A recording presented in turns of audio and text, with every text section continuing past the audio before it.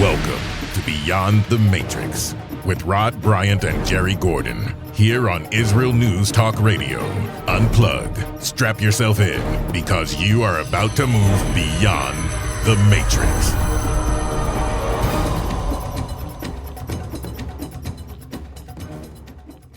You have officially arrived at Beyond the Matrix here on Israel News Talk Radio. I'm Rod Bryant, along with Jerry Gordon, my amazing co-host and producer. He's brought a very special guest that every one of you guys have probably heard of more than once, Mr. Dan Diker. We're going to be talking about the election as well as a new book that's come out called Israelophobia. Oof, it's hard to sell. Israelophobia. You guys would really like it's free. If you'd like to get a copy of the book, it'll be listed on our site here. Dan, why don't you introduce Jerry? Why don't you introduce Dan? Well, Dan, pardon me, is the director of the program to counter political warfare at the Jewish Center for Public Affairs. He's a former Secretary General of the World Jewish Congress. He is the editor and co-author of this most recent book, which has caught a wave of attention from people in the White House, the State Department, as well as Israel itself. It's called Israelophobia in the West, the hijacking of civil discourse on Israel and how to rescue it. And the thing is, of all people, Alan Dershowitz calls it the Bible. Yeah. Batting. And that is a big plus for having Mr. Dershowitz say something like that. He doesn't throw out compliments like that nilly-willy, right? If you want to get some more information as we're watching the show, you can go to JCPA, that is Juliet Charlie Papa Alpha.org, and you can look at the information there. We're going to be also introducing some of the newest and latest information on the elections. For example, Benjamin Netanyahu is now officially the prime minister, and it looks like he's forming a coalition government. Jerry, do you have anything you want to say? Yeah, I guess the most significant thing beside that is the fact that the Israeli Arabs marched to the polls overwhelmingly. Unprecedented numbers, yes.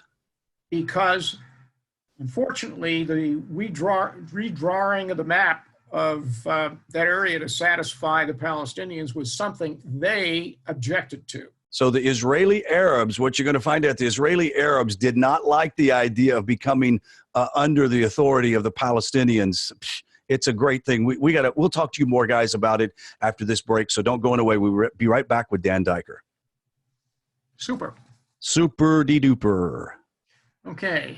Okay. Stand by 1 second, please. Okay, guys, stand by. 3, 2, 1. Welcome back to Beyond the Matrix here on Israel News Talk Radio. I'm Rod Bryant, along with Jerry Gordon, my amazing co-host and producer, and we have a very familiar voice with us today to give you the latest update on what's going on with the elections here in Israel and much, much more. Dan Diker is with us, and he's the director of the program to counter political warfare at the Jerusalem Center for Public Affairs, the JCPA. And Dan, thank you so much for taking time this evening, pretty late for you, and to give us an update. First question I'd like to ask is to just give us a definitive update on the elections. Where are we at, and what's happened, what to expect in the next couple of days? Well, we're almost exactly 24 hours after the first polling sample came out last night, just, at about this time. And at this moment, there are about well over 95% of the votes have been counted. And the Likud party under current Prime Minister, Mr. Netanyahu, Benjamin Netanyahu, has secured 36, according to the latest count, 36 mandates, which means 36 seats out of an Israeli Knesset of 120 seats, as opposed to their rival, the Blue and White Coalition, which is a coalition of 3 different parties, and they have only succeeded to garner 32 mandates. Now, this is a real change of fortune, reversal of fortune, because in the last election, which was only 5 months ago or so, the situation was completely reversed, where the Blue and White Party coalition had some 34 seats, and the Likud had some 33 seats, and they were each party was unable to create a coalition government, and so we came in. This is the third attempt since March of 2019 to create a coalition government, and it does seem at this time that the right-wing bloc under the Likud and Mr. Netanyahu's leadership has reached 59 mandates out of a required 61, a thin majority necessary to form a governing coalition, 61 being a very slim majority out of the 120 seats in the Knesset. As I said just a moment ago, the Likud-led right-wing bloc, which includes the Sephardi ultra-Orthodox party Shas, the Ashkenazi ultra-Orthodox party Agudat Yisrael, and what's called the Yamina party, which in Hebrew means the right-leaning party, with 6 mandates. Those 4 parties together equals 59 mandates out of required 61. The thinking is in Israel that Mr. Netanyahu can secure the other 2 mandates either by another few 100,000 votes have yet to be counted. And you can get, each mandate is worth about 34,500 votes.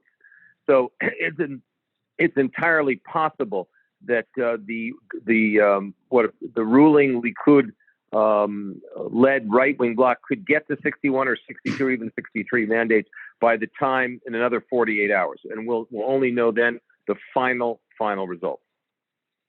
Dan, where does that put the supposed kingmaker from the last election, Avigdor Lieberman? Avigdor Lieberman, with 7 mandates, having come down from 8, is still can still be considered the kingmaker. However, if the Likud gets to 61, Lieberman will be out in the cold. He had Lieberman and the Israel Our Home party, that traditionally voted with the center right. This is a secular right-wing nationalist party under a very nationalist former Soviet Union Israeli leader who was the defense minister. He was the foreign minister. He's a very shrewd politician, and he basically had tried to push Netanyahu out of politics by refusing to join the right-wing coalition in March of 19, September of 19, which is the second election, and now again March of 20. But it may be that he has pushed his envelope, as it were, too hard, too far, and he could well be left out of the coalition making this time around. What was the voter turnout at this election compared to the other ones in the past, the last 3 or 2? Voter turnout was higher this time around, and a lot of that was due to the fact that Mr. Netanyahu and the Likud ran an effective campaign, which was basically rested on the notion that the public, the base, the traditional base of the Likud party, some of which had sort of gone to sleep, as it were, in the last election out of frustration, has actually come back to vote this time. So Netanyahu, in the traditional political machine lexicon, actually got the vote out very effectively by he really worked the field for the last 2 weeks, making scores of appearances to the Likud, to cities and towns that represented the Likud base. And one additional secret sauce, as it were, which is little known across the ocean, was a software program called Elector, which actually successfully located Likud voters who did not vote in the last election, and located where they are situated, what their phone number is, and what those areas represented in terms of low voter turnout versus high voter turnout. So that operatively, people who lived in areas, Now, I'm only talking about 24 hours ago.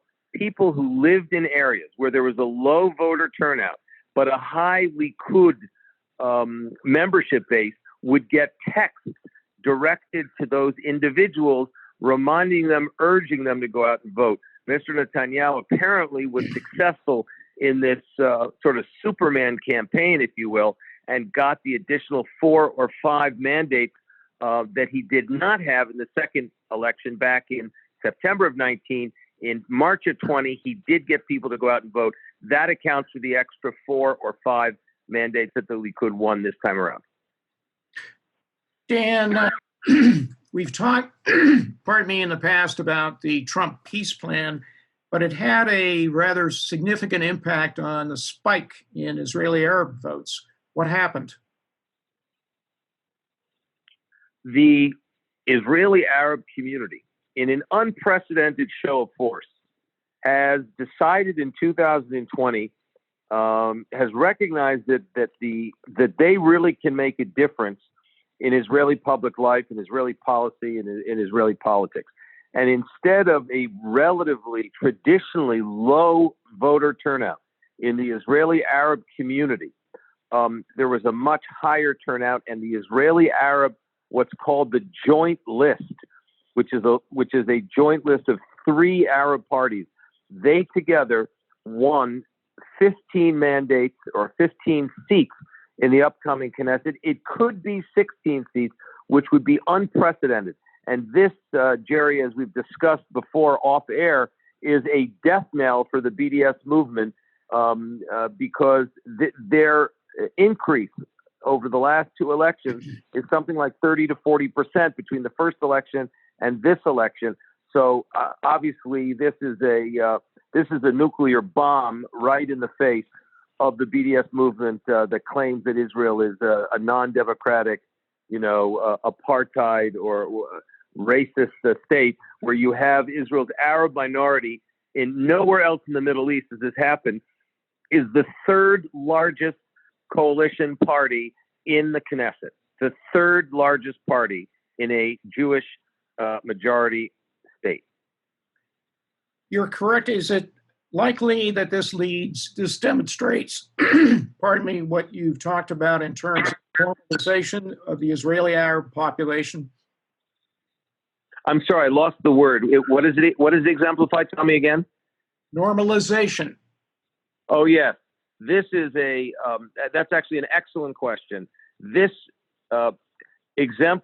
reflects a new turbocharged type of normalization in which you have a self-confident, empowered Arab community in Israel, about 1 million strong, half of which voted for the, according to the numbers, for this Arab coalition party. And they're basically saying, we are now a major player in Israeli politics. We want to get the budgets that we deserve. We want to have the rights that are guaranteed us by Israeli law. And we are here to stay. They probably will not join the coalition because of all kinds of political considerations and requirements and constraints that they have. But they certainly can be supporting whichever coalition from the outside. And they certainly are a force to be reckoned with. It was clear from the outset of these elections that if blue and white were to win, blue and white which is the major opposition party at this point, the number 2 party in the Knesset, they were talking about making the what's called the Rishima Mishutefet, the Joint Arab List Party, either a partner or a leading party in the opposition that would support a minority Jewish coalition, supporting them from the outside. I think this frightened a lot of right-wing voters, and that also motivated the Likud base to get out and vote to avoid that situation. Overall, it looks as if, hold on, I've got a bad mic here. Sorry about that, guys. Overall, it looks like that there was a party, what do you call it, a fire underneath most of the right that came out and had such a great showing anyway. So I really appreciate the insight that you're giving us. We're going to have to go to a break. So guys, hang around. You're listening to Beyond the Matrix here on Israel News Talk Radio. And we want to remind you that if you want to watch this via the internet, you can watch it on NETIV online, NETIV online, one word.com, and you'll see a channel there, Beyond the Matrix. We'll see you in just a moment. Don't go away. Okay, stand by, guys. Dan. Yes, sir. Okay, go ahead. We'll do it later. Okay, go ahead. Are we doing this on or off? We're off right now, so go ahead. Okay. I mean, you Dan, guys talk. We're still recording, though. Go ahead. Dan, didn't the Trump peace plan basically have a land swap of the triangle area, I guess, east of Haifa, that was predominantly Israeli Arab, sending them to Palestine, and they rejected that? Well, part of the U.S. plan for peace was a redrawing of the map in order to separate Palestinian Arabs in the West Bank, the former West Bank of Jordan, otherwise known as Judea and Samaria, to Israelis, and the emerging fledgling potential Palestinian state. Now, as part of the map drawing exercise, there was a proposed redrawing of the overall map in which some of the Israeli towns that are primarily, that are Arab Israeli Arab towns in what's called the Northern Triangle, which is north of Haifa, northeast, as you correctly put it, would fall under the Palestinian Authority to become the new Palestinian state. That was met by wall-to-wall opposition by those Israeli Arab towns, such as Taibe, Right. Or al-Fahim. These are towns and cities in Israel that have become normalized and acculturated as Israeli Arab towns. And Dan, I want to put this on tape. This is too good to do it just in the break. Yeah. So hang tight. Okay. You can put this in the break. I'm going to bump it over to you, Jerry, and you can do the question. All right, let's do it. Stand by. Almost ready here. Welcome back to Beyond the Matrix, here on Israel News Talk Radio. Just a short reminder that when you listen to Beyond the Matrix, you can also watch the Beyond the Matrix show being taped, actually videotaped, and it's live. So when you watch it, you get to hear all the content of what goes on in the breaks. Unfortunately, sometimes the break information is so good and we don't get to share it. But you get to sort of see the behind the scenes of what's going on beyond the matrix. So make sure, go to NETIV, NETIV, online, one solid word, on YouTube, and you can find us. Jerry, why don't you go ahead and ask that question you asked during the break?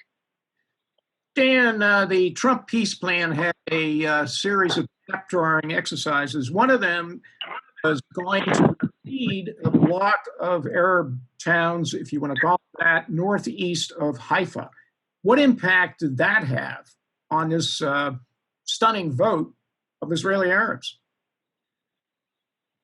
Well, that's a very important question, Jerry, because what we saw, I think, much to many people's surprise in Israel and certainly in Washington, is that this map drawing exercise, which would excise or cut or include a number of towns that are towns and cities in Israel in pre-67 Israel, including towns like Taibe and al-Fahim, which are two, flagship Israeli Arab towns with 100% Israeli Arab population. The notion to the leadership of those towns that the map would be redrawn to include those Palestinian Israeli citizens that would be proposed to be under the new fledgling Palestinian state, if it were to come into being, was met with wall-to-wall opposition by those Israeli Arab towns, meaning that when push comes to shove in a map drawing exercise led by the United States as part of the United States peace plan, Israeli Arab leadership were shocked, they were shocked and insulted that the map would include them on the Palestinian side. Now, what I'm saying is not self-evident, perhaps, to the listeners, because the way that the mainstream media has been pumping fake news on the issue of the Israeli Arabs identifying more with the Palestinians in the West Bank than they do with their own Israeli fellow citizens is absolutely untrue. And we saw in our news reports here in Israel, the mayor of the Israeli Arab Palestinian town of Taipei in tears, T-E-A-R-S, on the main evening news program at the prospect of the map being redrawn to include that town, 100% Israeli Arabs, in the new Palestinian state if it were to come into being.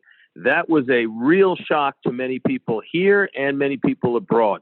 And that means, as Jerry Gordon intimated in the question, that there's a new integration, acculturation, normalization going on between the Israeli Arab population and leadership here and the Jewish Israeli leadership. That's a good sign for a democracy that's only 72 years old, but worked very hard in order to integrate all citizens of all backgrounds and all religions. Dan, you feel, obviously, I can hear the optimism in your voice, but do you feel that we've actually started turning the corner due to normalization and the relationships that have actually been working really hard between Israeli Arabs and the regular Israeli population? Yeah, I think this is a milestone, Rod. Look, what people in the United States sometimes may find difficult to understand is that we're in the Middle East. In the Middle East, in the Arab Muslim majority Middle East, the sociological reality is defined by families, clans, and tribes. That's the way it started in Saudi Arabia. That's the way it is in the Sunni Arab world.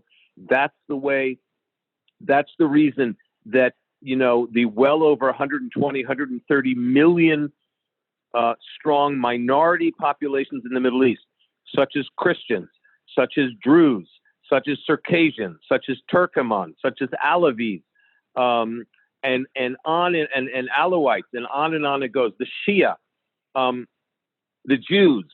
This is all those minorities have suffered from an overall dominant Sunni Arab clan tribe sense of superiority.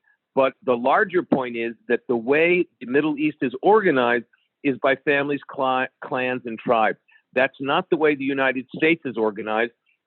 The United States is the greatest experiment of a melting pot into an American identity, but here the identities are still maintained by tribe, family, and clan. So you inject the democratic Jewish majority state of Israel that's trying to make a more of a melting pot of all of the different Muslim, Christian, Jewish majority cultures and cultures that come from 100 countries around the world. And I think we're turning the corner and becoming more successful on that front. I want to kind of move down. Jerry, do you have something you want to ask? No, go ahead, Ron. No, go ahead. No, go ahead. All right. One of the issues that occurred before the recent election was apparently policy statements on the part of the Trump White House to forget about the question of annexation. Here I'm referring to as a minimum annexation of what is called Area C, but more importantly, the strategic nature of the so-called Jordan approaches. Is this election a touchstone for Bibi seeking that approval from a newly constituted Knesset?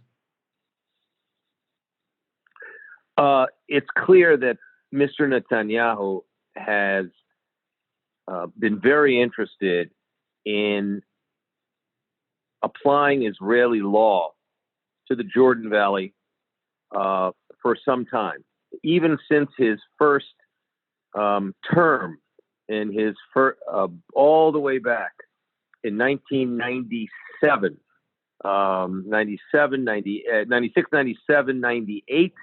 He was interested, as frankly, Labor Party prime ministers before him in applying some sort of sovereignty to the Jordan Valley, which is, with the Jordan Rift Valley, better said, which includes the very steep rise to the Judean Samarian hilltops that protect the rest of Israel, Tel Aviv, and the whole western coastal areas from any kind of conventional or terrorist attacks from the east, because Israel would need to control the high ground and then protect the low-lying areas, Ben Gurion Airport and further west up and down the Israeli coast. So that has been a national strategic interest of every prime minister from 1967 deep into the Oslo process until 2000, when a different strategy was used. So that's a long answer to say yes. He wants to apply Israeli law to the Jordan Valley. The Trump administration is the first U.S. administration that really has seen that as a very important strategic area for Israel, and has expressed its support for Israeli control or even perhaps sovereignty in those areas. So he will, yes, push that agenda very, very hard in the coming weeks and months. The question is, what kind of a coalition will he have? Will the coalition support the desire of Mr. Netanyahu and the support, assuming the Trump administration continues into a second term? Will they support that program? I believe that the way the coalition looks like it will be constituted, that the answer to the question will be yes. And I think we will see in the coming months some sort of Israeli either security, some sort of permanent security annexation, or the application of Israeli law to the entire Jordan Valley. During the campaign, Benjamin Netanyahu said that he had delivered a decade of peace for Israel. Is Israel likely going to pursue a more aggressive action in Gaza against the Iran proxy Palestinian Islamic Jihad, given by the comments that was later said by Naftali Bennett, defense minister?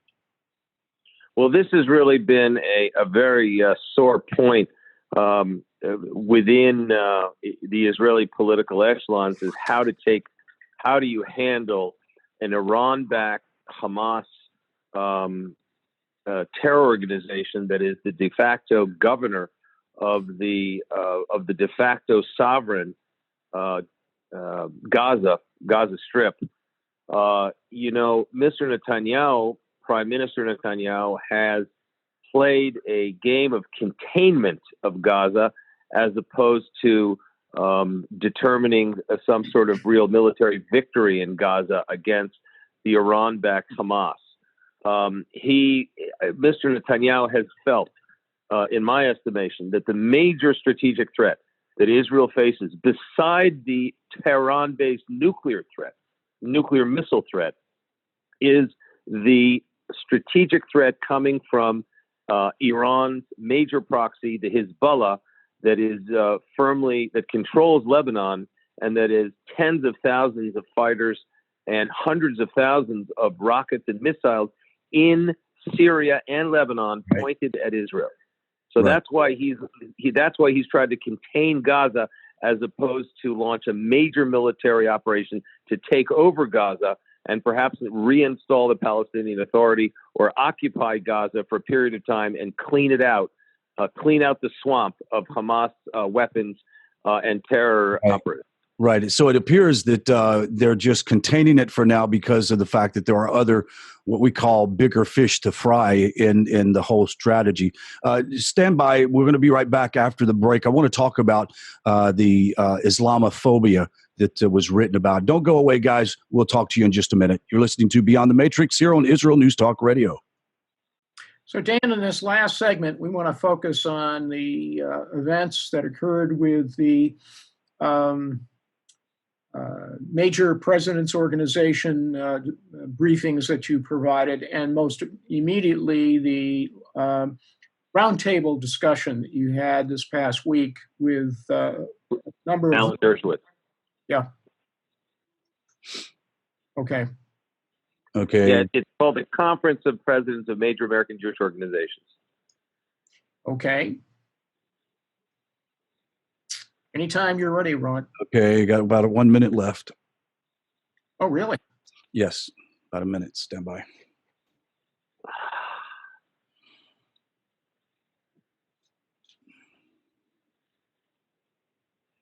By the way, you guys joining us on YouTube, make sure that you let us know that you joined us and give us some information, what you would like to see or hear during the break.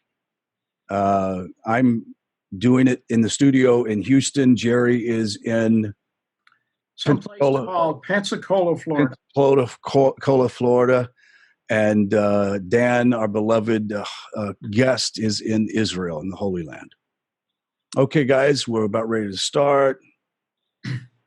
In 3, 2, 1. Welcome back to Beyond the Matrix, here on Israel News Talk Radio. And we are back from the break, reminding you that we are on YouTube now. So this show that you are listening to, you can watch the video podcast part of it on YouTube. Go to NETIV, NETIV, online, and you'll see a channel there that says Beyond the Matrix, and I hope you enjoy watching the show. We were talking to Dan Diker. Dan wanted to make a little shift because we're about ready to run out of time, and I don't want to do this on you. The JCPA held a roundtable discussion on the release of your latest book, Islamophobia and the West. Now, the hijacking of the civil discourse on Israel and how to rescue it. What do you consider the most impactful part of the essays in the collection of their authors? Well, a major problem that we face in the West, primarily in the United States, is the cloaking of eliminationist anti-Semitic rhetoric and action against the sovereign Jewish collective, meaning the state of Israel. On hundreds of college campuses around the United States, Israel is referred to as a Nazi, apartheid, genocidal war criminal. And this is the type of language that led to the massacre of 6 million Jews just 70 years ago, 75 years ago. So the book that we wrote was to expose this type of new anti-Semitism cloaked as legitimate political criticism. That's the point. It's anti-Semitism has been mainstreamed in the halls of Congress, even by members of Congress in the United Nations, the International Criminal Court, other organizations, international organizations, and college campuses, creating a very serious problem. So we had to expose that in Israelophobia in the West. We're calling it Israelophobia as opposed to the new anti-Semitism in the title because people have a difficult time recognizing the anti-Semitism of the far left as opposed to the traditionally understood anti-Semitism of the extreme right. So we came up with the new term that stands opposite Islamophobia, which is already well known and understood in Western human rights discourse. Dan, who attended this JCPA launch roundtable discussion? And in particular, how significant were the comments and observations of none other than Alan Dershowitz? Well, it was a real blessing for us that Professor Alan Dershowitz, the greatest constitutional and civil libertarian attorney in the United States and maybe in the world, flew in specially for the Jerusalem Center launch of Israelophobia in the West, and he gave he led a master class roundtable at the Jerusalem Center for Public Affairs, JCPA.org, as well as speaking together in a discussion which I was privileged to host on just a few days ago in front of some 250 people in Jerusalem. And he, Professor Dershowitz, who's written 4 or 5 books on this issue of anti-Semitism and anti-Israelism, was very, very kind with his support of the book, indicating to us that this is exactly the type of book that's needed today in order to explain this unprecedented rhetorical assault on the nation state of the Jewish people. And so his recommendation means an awful lot to us. People can actually download the book in PDF for free. If you go to jcpa.org, they can see it. The click-through is right on the homepage.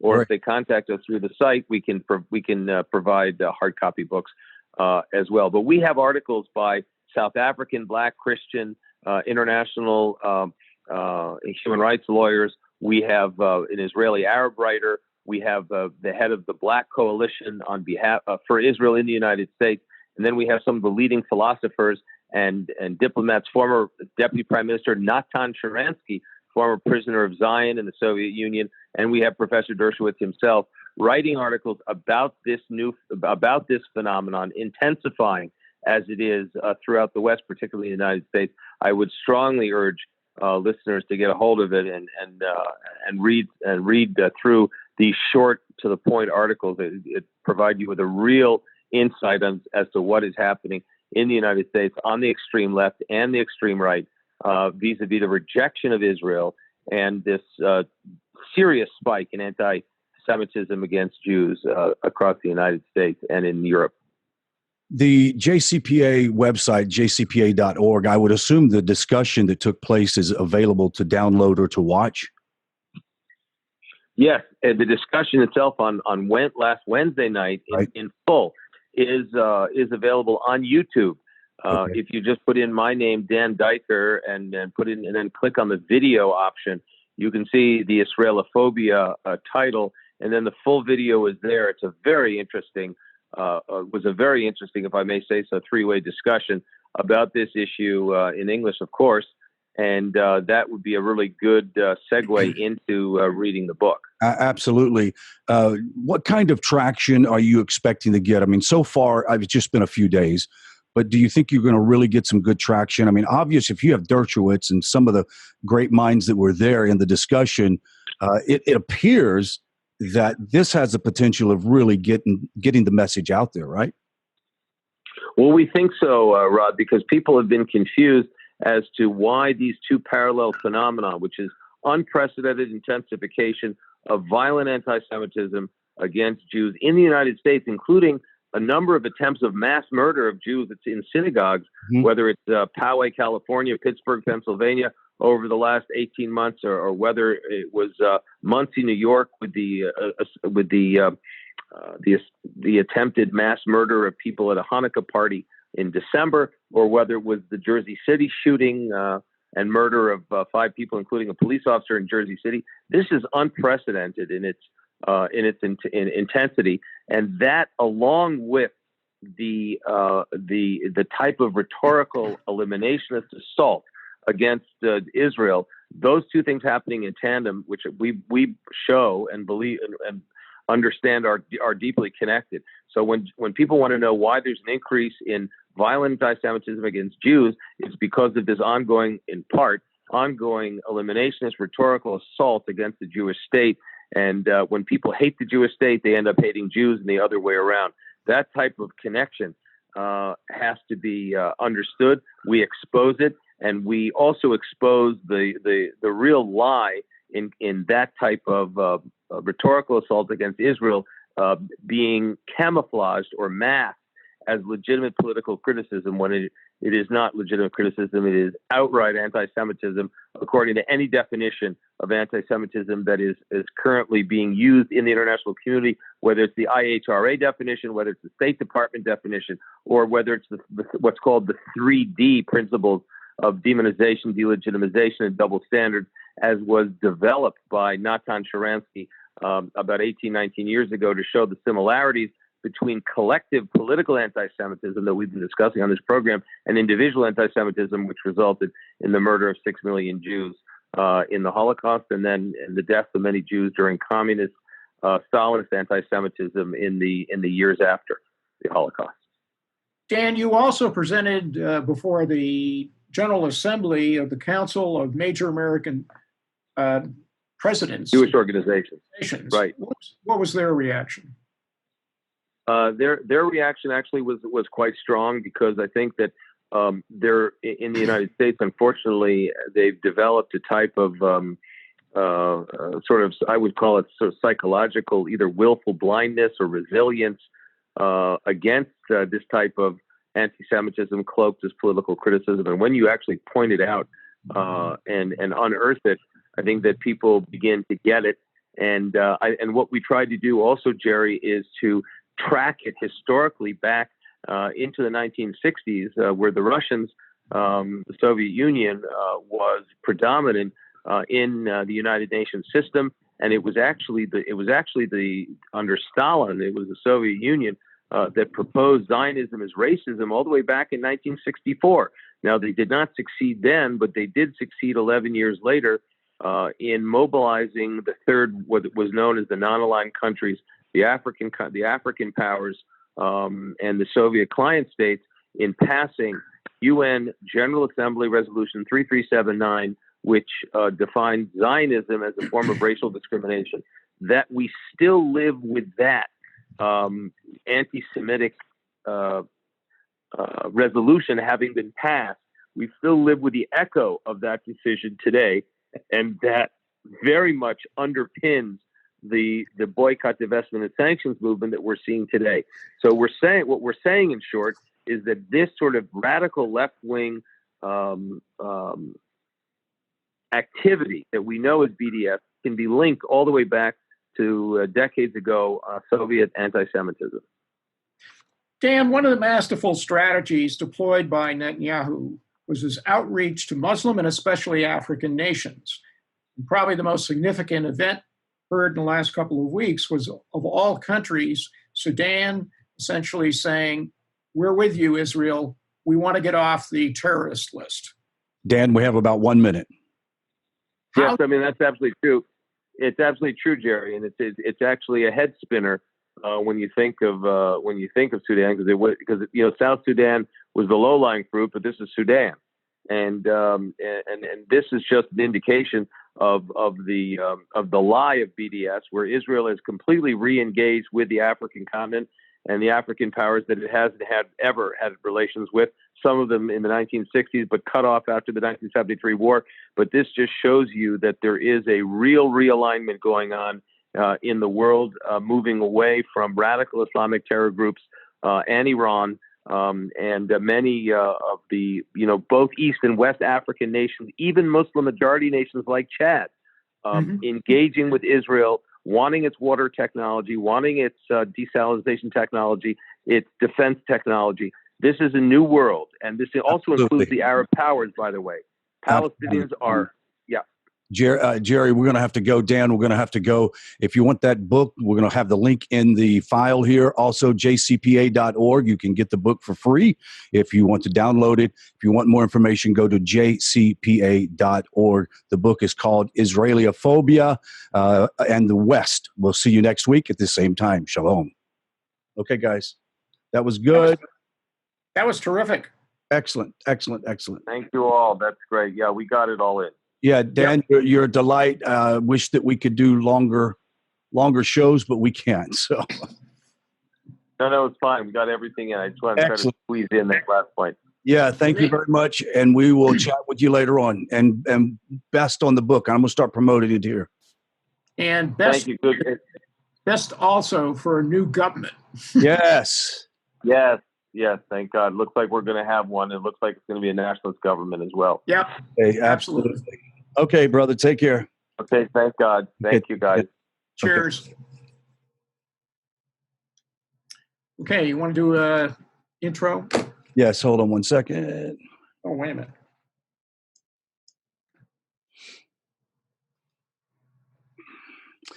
Yeah, you guys watching the show right now on YouTube, we're going to put the link on the YouTube channel below this video to jcpa.org so you can download the book that's available. So you guys will be able to see it. We're waiting for just a second, and then we'll be seeing you guys sometime next week at the same time.